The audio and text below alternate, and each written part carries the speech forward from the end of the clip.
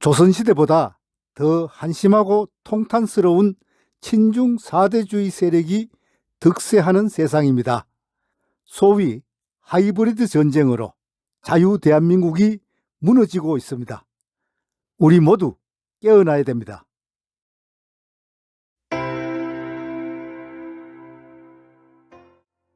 (1882년) 조선과 미국 간의 조미-수호 통상조약을 중재하게 된 청나라의 이용장은 조선이 중국의 속방이지만 내치와 외교는 자주적으로 해왔다 라는 속방 조관을 조약에 넣으려고 했지만 미국 대표 슈펠트 제독의 강력한 반대로 실패했습니다. 그 대신에 같은 내용을 조약과 함께 미국에 통보하게 했는데 이를 속방 조회라고 합니다. 중국이 조약 체결을 중재한 것은 조선과 미국 간에는 외교 관계가 수립되어 있지 않아서 중재가 필요하기도 했지만 조선 내에서 서양 오랑캐와의 개항조약 체결에 반대하는 세력이 너무 커서 조선에서는 조약 체결 협상을 위한 특사를 파견 못하고 비밀리에 추진했기 때문입니다. 속방조회는 하나의 전례가 되어 그 후 다른 서구 제국과의 조약 체결 시에도 대부분 속방조회를 했습니다. 조관과 조회는 한글 발음이 비슷하여 혼동되는데 한자를 보면 그 의미가 상당히 다르다는 것을 알 수 있습니다. 조관은 요새말로 조약의 조항이라는 뜻이며 조회는 통보한다는 뜻입니다. 속방조항 문제는 몇 년 전에 수능 모의시험에 출제되었다고 합니다. 이 속방조항이라고 하는 것도 그 내용을 보면 조선은 속국이 아니라고 하는 것입니다. 다시 말해서 조선은 의례적, 형식적으로는 중국의 속방이지만 내치와 외교를 자주적으로 하는 나라, 즉 실질적으로는 속국이 아니다 라고 하는 것을 밝히는 내용입니다. 중국은 나중에 유사시에 조선에 대한 영향력을 행사할 수 있는 핑곗거리를 만들기 위해 이 속방 조회를 하도록 했던 것입니다.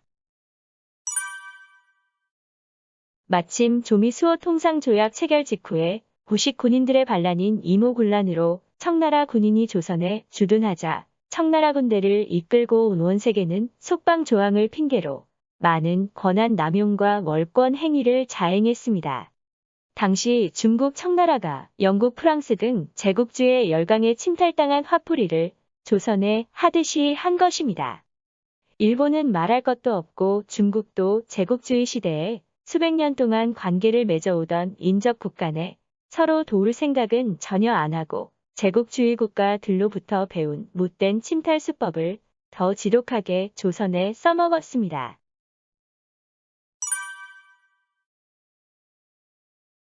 그러면 조선은 언제부터 어느 나라의 속국이 됐는가? 중국이 조선을 속국으로 하려고 한 것은 1882년 구식 군인들의 반란인 이모군란 이후부터입니다. 이모군란 이후부터 청나라 군대를 조선에 주둔시키면서 조선을 속국으로 만들려고 했습니다. 그러나 일본과 중국이 서로 조선을 속국으로 하려고 하다가 1894년 청일전쟁에서 중국이 일본에 패함으로써 중국은 조선을 속국으로 만들려는 뜻을 이루지 못하고 조선에서 쫓겨나갔습니다. 그 후 러일 전쟁을 거쳐 1905년 협박에 의한 강압적인 을사조약으로 조선은 일본에 의해 외교권을 빼앗기고 속국이 된 것입니다. 인정하고 싶지 않지만 엄연한 사실입니다. 그 후 1910년 완전히 병탄되었습니다. 조선과 중국과의 조공관계는 중국과 그 주변국 간의 의례적, 형식적인 외교관계에 불과하고 그것을 가지고 속국이다라고 하는 것은 잘못된 것입니다. 몇 년 전에 어느 대학 교수가 조선은 외교권이 없었다 라고 아무 개념 없이 말하는 걸 듣고 깜짝 놀란 적이 있습니다.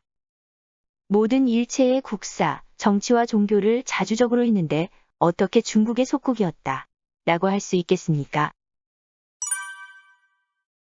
만약 베트남 사람에게 중국의 조공을 바쳤으니까 베트남은 중국의 속국이었다고 말하면 아마도 가만히 있지 않을 것입니다. 조선이 중국의 속국이었느냐 아니냐 하는 것은 국가안보와 민족의 생존과 직결될 수도 있는 문제입니다. 이런 문제에서 시진핑 주석이 트럼프 대통령 만나서 그 비슷한 말을 했다고 해서 아무런 근거 제시도 없이 조공관계였다는 그 이유만 가지고 앵무새같이 중국의 주장을 대변하는 것은 절대로 역사 연구자로서 해서는 안 될 일입니다. 수천 년의 역사에서 이럴 때도 있었고 저럴 때도 있었지만 조선이 실제로 중국의 속국이 아니었다는 것은 앞에서 설명한 바와 같이 청나라에서도 인정한 것입니다.